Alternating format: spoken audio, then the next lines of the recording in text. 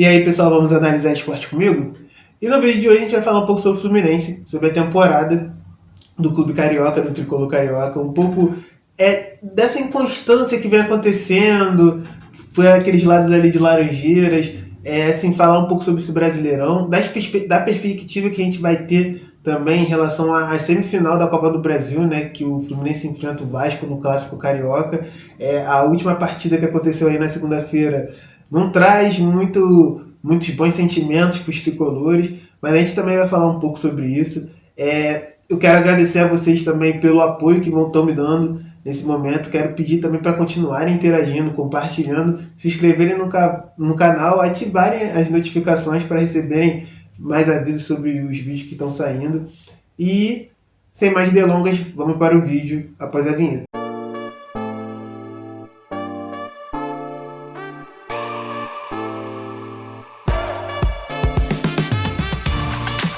Então, no vídeo de hoje, como a gente falou anteriormente, a gente vai falar sobre o Fluminense aqui.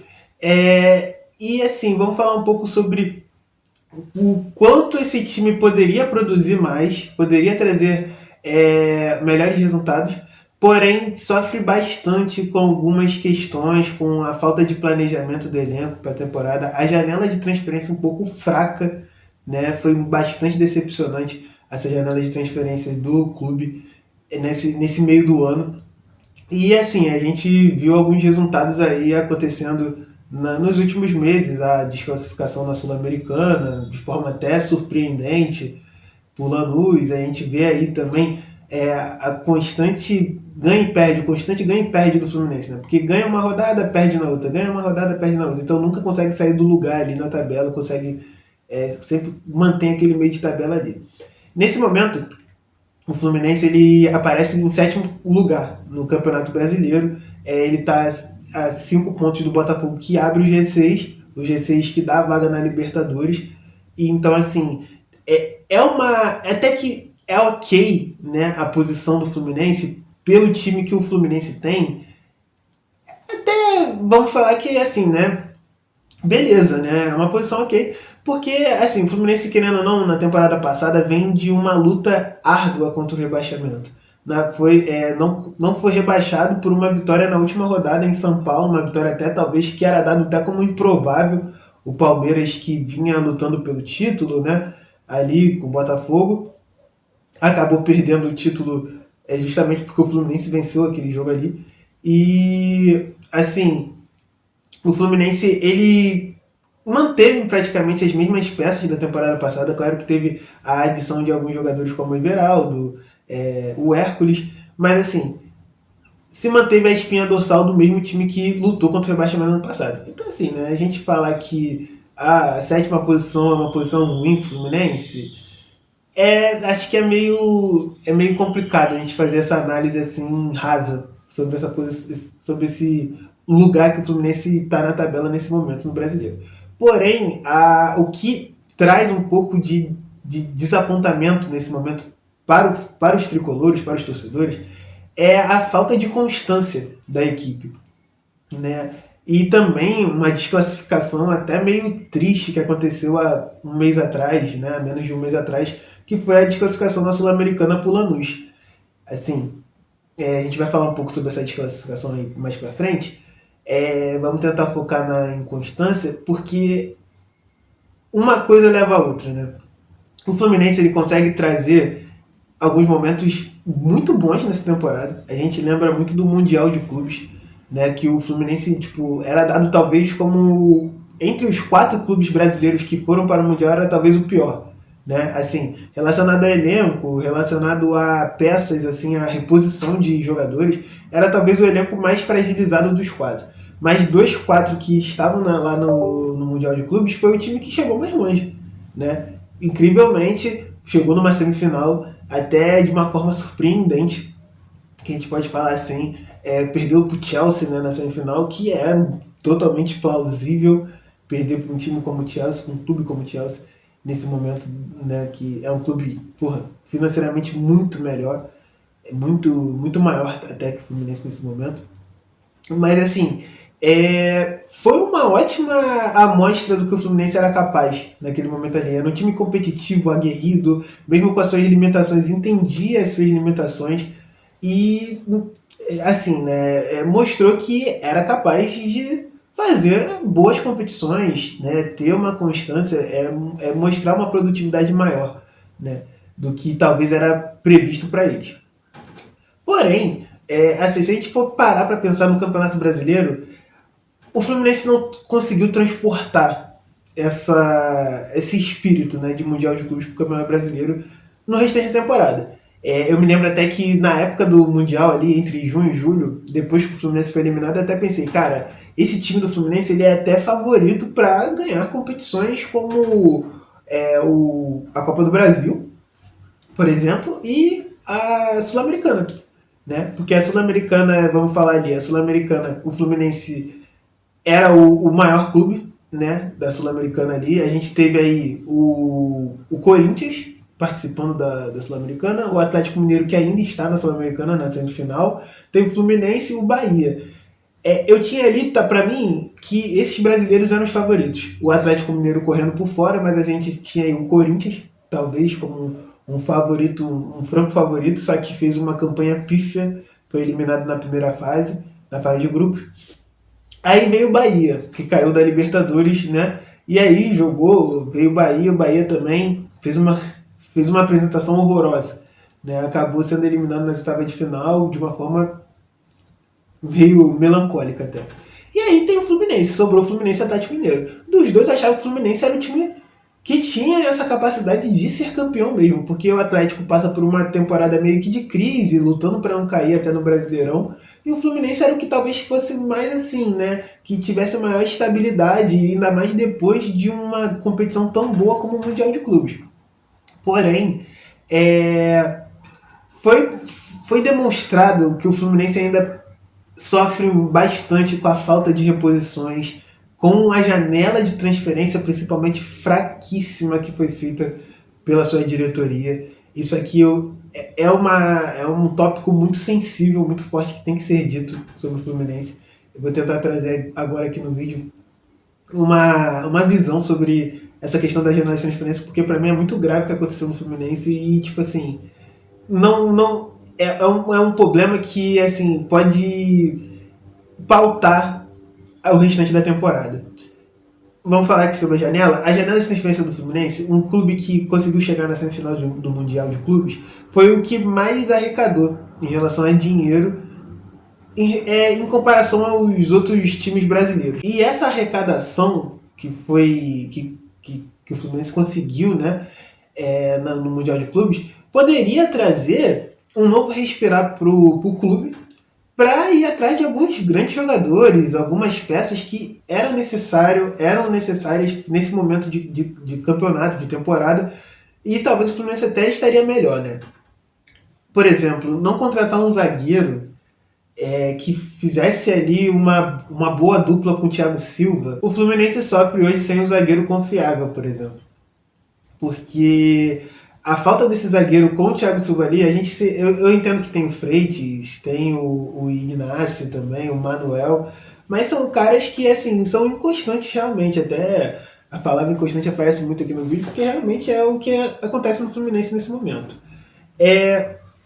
Você tem ali o Ignacio. O Ignacio fez um bom Mundial de Clubes até. Eu acho que ele foi um dos caras que assim se apresentaram melhor, assim, uma das principais surpresas do Mundial de Clubes em relação ao Fluminense. Porém, não é um cara que vai ter essa confiança sempre, né? Ele não vai te trazer essa confiança constantemente. Eu acho que a contratação de um zagueiro era importante para o Fluminense nesse momento, nessa janela, porque eu acho que tudo recai muito sobre o Thiago Silva. O Thiago Silva, muitas vezes, ele é o dono daquela zaga ali, é um cara interclasse, é um cara estrela, realmente, já tem 40 anos ali, mas é um cara que continua tendo uma noção absurda de jogo, de passe, de posicionamento, e ele acaba comandando aquela zaga ali, às vezes até parecendo que ele joga sozinho em alguns momentos.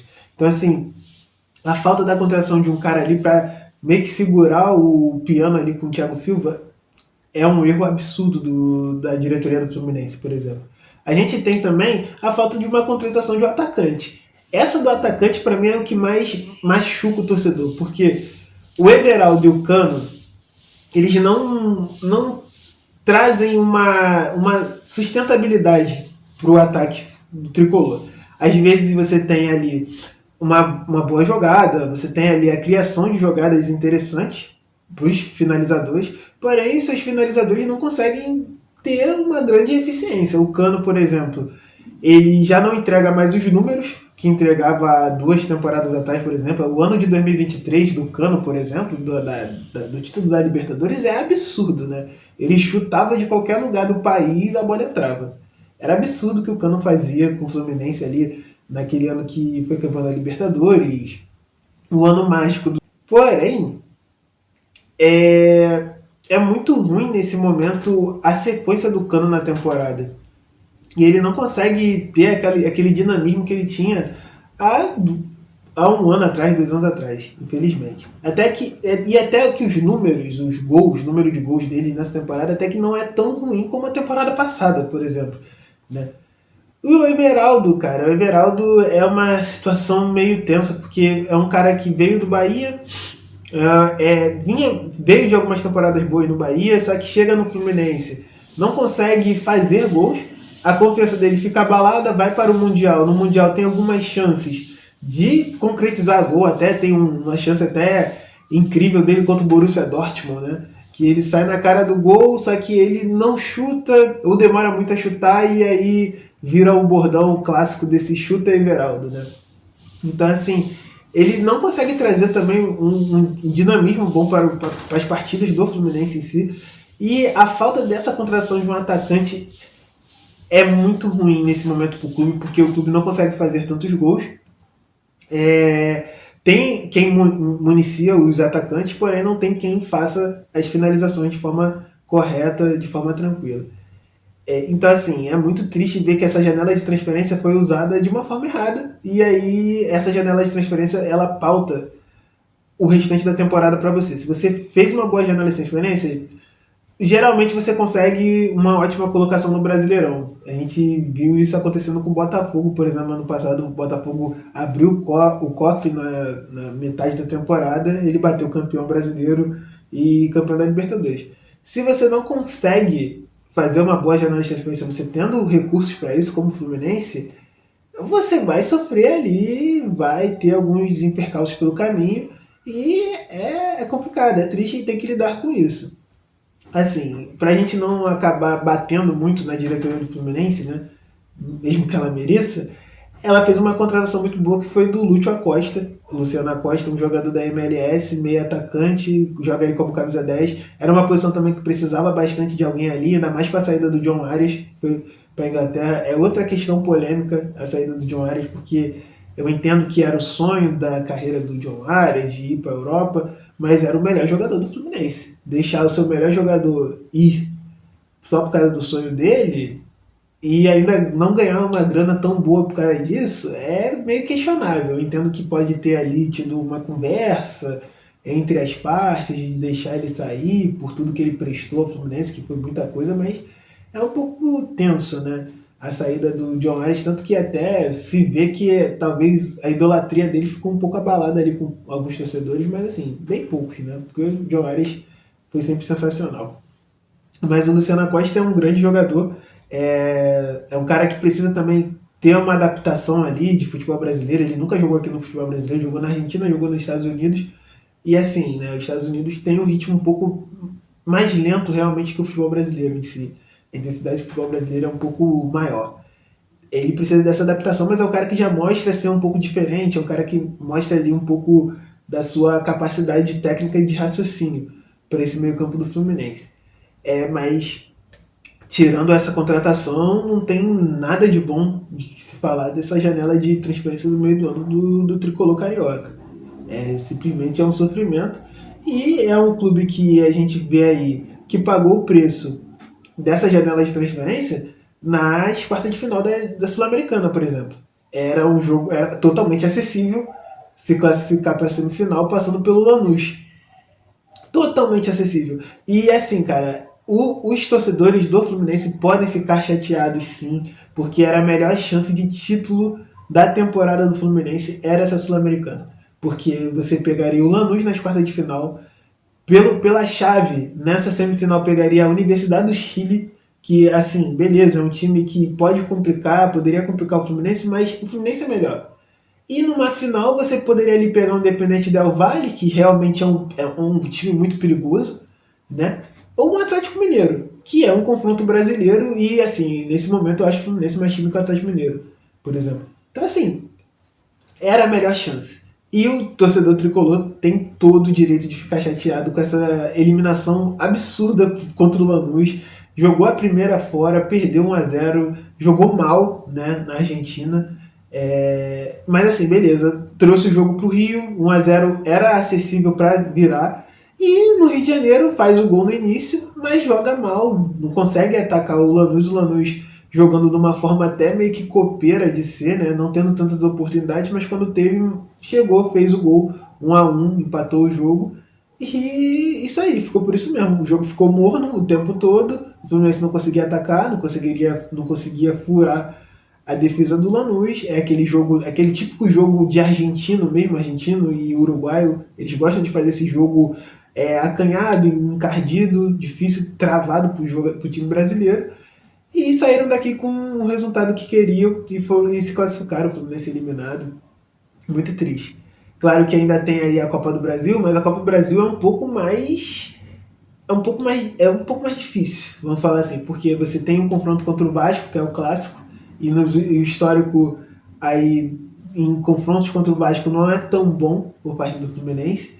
E você tem talvez numa final um Cruzeiro ou um Corinthians, que são times até de certa forma chato, até pior ainda assim o Cruzeiro, no caso que o Cruzeiro faz uma ótima temporada e eu acho que é mais time que o Fluminense, por exemplo. Então assim, pode acontecer sim do título vir de novo depois de 2007, o Fluminense ser campeão da Copa do Brasil, mas é muito difícil, é muito arriscado depositar suas esperanças numa Copa do Brasil que assim são jogos. Eu sei que é ida e volta, mas assim, por exemplo, o clássico contra o Vasco são 2 jogos no Maracanã. Não sei ainda, vai ser meio a meio, acredito eu, né, de carga de ingressos, mas assim, a torcida do Vasco ela toma conta do Maracanã várias vezes, né? Então assim, é meio tenso pro tricolor. E outro problema, né, do Fluminense nesse momento é a questão da previsibilidade, né? A previsibilidade ela cobra também um preço muito grande, porque assim, a gente tem ainda quase os mesmos jogadores de 2023 no elenco do Fluminense.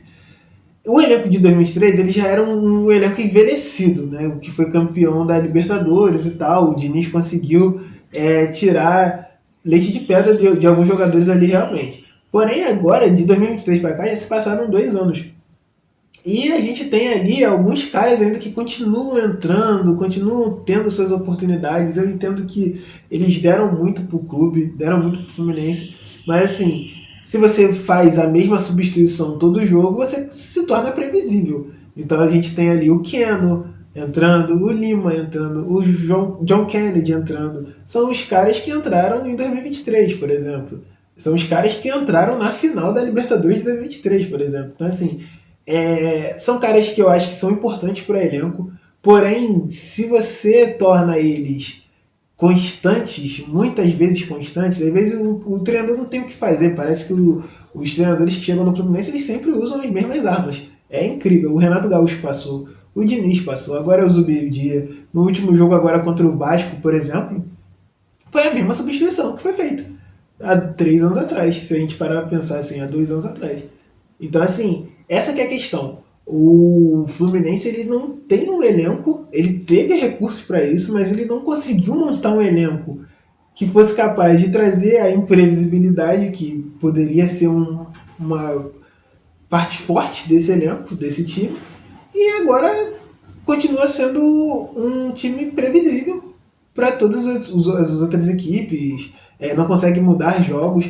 Agora, nesse jogo contra o Vasco, por exemplo, da última rodada do Brasileiro, o Vasco fez 1-0 no primeiro tempo, segurou ali o jogo, né? Controlou o jogo, fez o 2-0 e o Fluminense não tem força nenhuma. Os jogadores até meio que apáticos em campo, deixando o Vasco jogar, o Vasco dando olé, e o Fluminense ali sem saber muito o que fazer, como infiltrar, como chegar. Então, assim, é uma situação que o Tricolor vai precisar olhar para frente, vai precisar ter que analisar, porque tá chegando aí uma parte da temporada que é importante. O sétimo lugar, ele é um local, é uma posição traiçoeira no Campeonato Brasileiro, porque como ele é o primeiro fora do G6, ele tem o direito talvez de uma vaga extra na Libertadores, porque possivelmente o campeão da Libertadores seja um brasileiro, ou Palmeiras ou Flamengo. Eles já estão dentro desse G6, então ele abre uma vaga ali. Ainda tem a questão da Copa do Brasil, que o Cruzeiro, que está nesse G6, pode ser campeão e também abrir outra vaga. Pode ser que o Fluminense ele consiga ali de tabela conseguir uma vaga ali na Libertadores, ficando em sétimo ou oitavo. Mas assim, é traiçoeiro ir para a Libertadores dessa forma, porque talvez vai que o Vasco seja campeão ou o Corinthians seja campeão, são times que não estão no G6, por exemplo, se forem campeão da Copa do Brasil.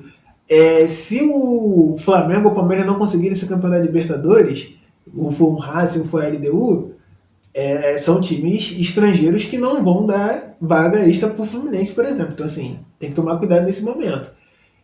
E outra coisa, tomar cuidado também com as semifinais da Copa do Brasil. O último jogo foi uma amostra do que pode acontecer. O Vasco vem embalado e o Fluminense vem constante. Vem talvez uma montanha-russa aí que seja perigosa para 2 jogos de semifinais que pode definir a sua temporada. Eu sei que os jogos vão ser só em dezembro, aí até dezembro a gente tem 2 meses, mas tem que ligar o sinal de alerta porque a temporada está acabando e se não se classificar para a Libertadores, pelo menos é uma temporada desastrosa tricolor. Mas o que você acha da temporada do Fluminense? Deixe sua opinião sobre isso. O que você acha que pode acontecer na semifinal da Copa do Brasil? Você acha que o Fluminense ganha essa vaga direta para a Libertadores pelo Campeonato Brasileiro ainda? Dê sua opinião aí, deixe seu like, compartilhe com os amigos. Não esqueça de ativar o sininho, se inscreva no canal. E muito obrigado por assistir até aqui. Até já!